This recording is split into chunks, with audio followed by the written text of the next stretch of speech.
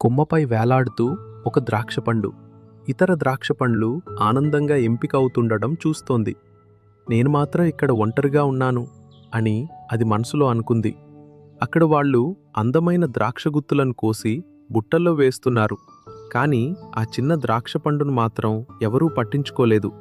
అప్పుడు అది బాధగా అనుకుంది, నేను సరైనదాన్ని కాదేమో. బుట్టల్లో ఉన్న ద్రాక్షపండ్లు సంతోషంగా వెళ్తుండటం చూసి వాటికోసం సంతోషించింది. కాని తనను ఎంచుకోలేదని నిరాశ చెందింది. మళ్ళీ అది ఆలోచించింది, నేను ఎవరికీ గుర్తులేను. అందరూ నన్ను మర్చిపోయారు. దేవా, నువ్వు కూడా నన్ను మర్చిపోయావా? అప్పుడే అది వేలాడుతున్న తీగ తెగిపోయి ద్రాక్షపండు నేలపై పడిపోయింది.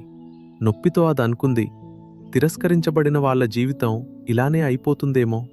ఒక మనిషి దాన్ని ఎత్తుకున్నాడు, కాని ప్రేమతో కాదు, మళ్లీ పారేయడానికి మాత్రమే. మట్టిలో పడిపోయిన ఆ ద్రాక్షపండు నిశ్శబ్దంగా ఏడ్చింది. అప్పుడే దానివైపు ఒకరు వస్తున్నారని అది గమనించింది. భయంతో అనుకుంది, ఇక్కడ్నుంచి కూడా నన్ను తోసివేయాలనుకుంటున్నారా? కాని అతడొక మంచి రైతు. ఆ ద్రాక్షపండును చూసి ప్రేమగా అన్నాడు, నీవు పనికిరావని ఎవరు చెప్పారు? అతను దాన్ని నేలమీద నుంచి తన చేతుల్లోకి తీసుకున్నాడు. అప్పుడు ద్రాక్షపండు ఆశ్చర్యంగా అడిగింది, ఎందుకు నన్ను ఎంచుకున్నారు? రైతు చిరునవ్వుతో అన్నాడు, నీలో ఇతరులు చూడలేంది నేను చూశాను. అతను దాన్ని తీసుకుని మట్టిలో నాటుతూ అన్నాడు, నేను నిన్ను సమాధి చేయటం లేదు, నిన్ను నాటుతున్నాను.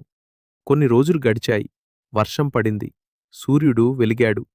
మట్టిలో పడిపోయిన అదే ద్రాక్షపండు ఇప్పుడు మొలకెత్తి బలమైన వల్లి అయింది. తీయని పండ్లతో నిండిపోయింది. అందరికీ తన ఫలాలను పంచింది. నా జీవితం అయిపోయిందననుకున్న నేను ఇప్పుడు ఎంతోమందికి ఆశీర్వాదంగా మారాను.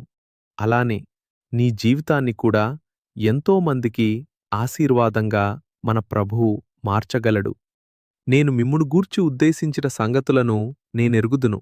అవి సమాధానకరమైన ఉద్దేశములేగాని హానికరమైనవి కావు, మీకు నిరీక్షణను, భవిష్యత్తును కలుగచేయుటకై. ఇర్మియా 29:11